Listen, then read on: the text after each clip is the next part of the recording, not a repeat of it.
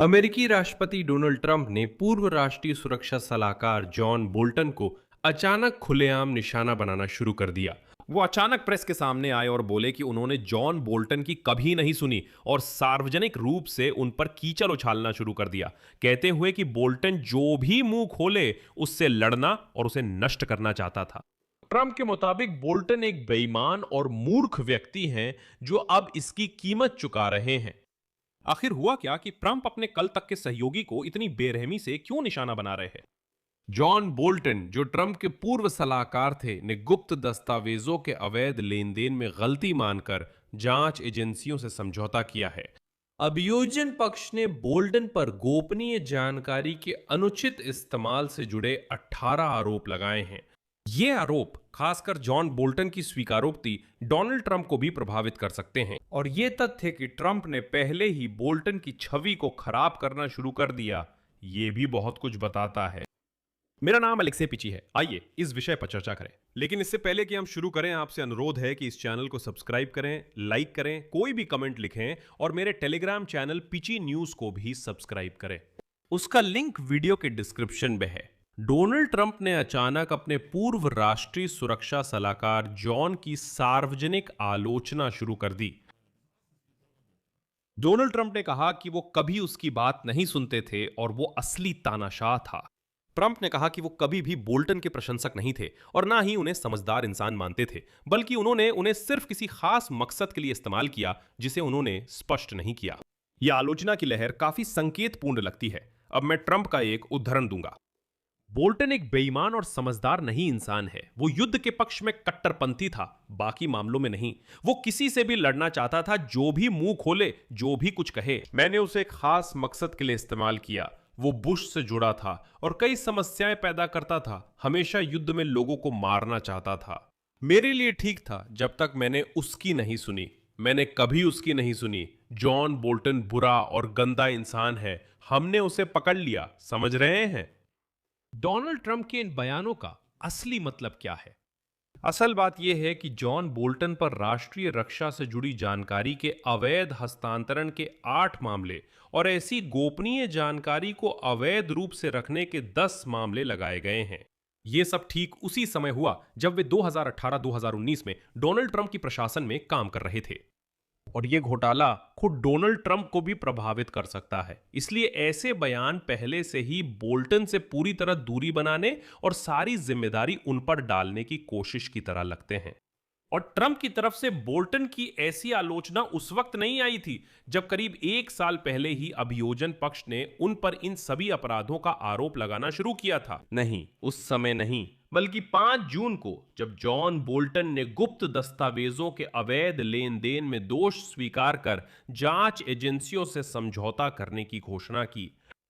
असल में उन्होंने सजा में राहत के लिए सारी जानकारी देने पर सहमति दी। ट्रंप फिर अचानक घबरा गए।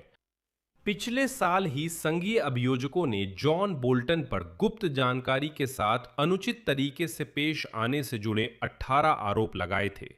शुरुआत में बोल्टन ने खुद को दोषी नहीं माना था, लेकिन 5 जून को उन्होंने कहा कि वे राष्ट्रीय रक्षा से जुड़ी जानकारी छुपाने के एक आरोप को स्वीकार करने का इरादा रखते हैं।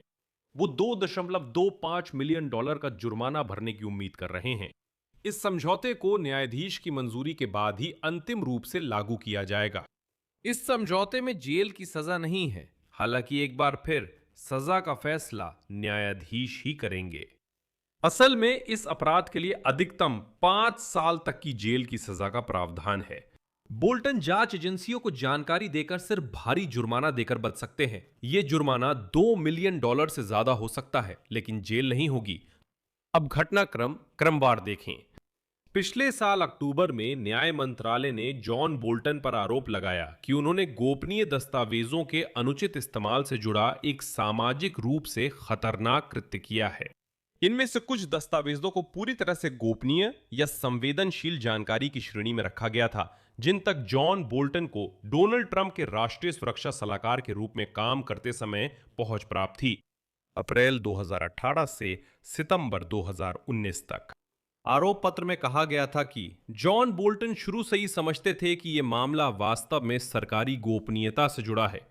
आरोप पत्र के अनुसार कुछ दस्तावेज डायरी में की गई प्रविष्टियां थीं, यानी वो बस नोट्स बना रहे थे और उनमें अमेरिका की राष्ट्रीय रक्षा से जुड़ी अत्यंत गोपनीय जानकारी थी। बोल्टन पर आरोप है कि उन्होंने नोटबुक की कुछ प्रविष्टियां अपने 2 रिश्तेदारों को तब दी थी जब वो ट्रंप के साथ अपने काम पर किताब लिख रहे थे। और न्यूयॉर्क टाइम्स के सूत्रों के अनुसार बात जॉन बोल्टन की पत्नी और बेटी की है, जिन्हें उन्होंने अपने संस्मरण लिखते समय अपने नोट्स दिखाए थे।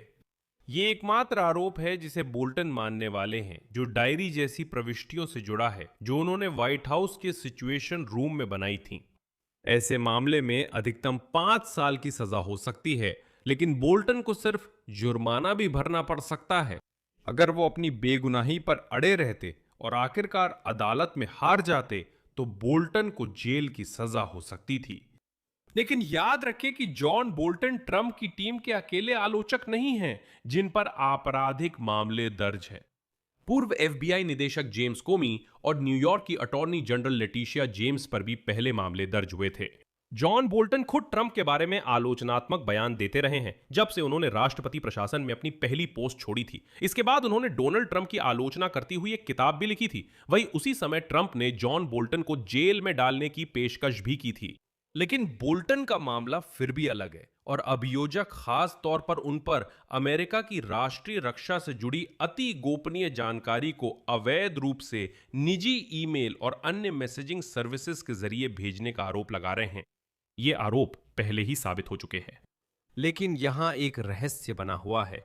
क्या बोल्टन डोनाल्ड ट्रंप के बारे में या खुद ट्रंप ने ऐसी ही गोपनीय जानकारी को कैसे संभाला, इस बारे में कोई जानकारी लीक कर पाएंगे? यहां मैं विराम लगाता हूं। अपनी राय, अपने निष्कर्ष इस एपिसोड के नीचे कमेंट में लिखें। चैनल को सब्सक्राइब करें, बेल आइकन दबाएं और लाइक करना ना भूलें। बस इतना ही। अपना ख्याल रखें। सबको अलविदा।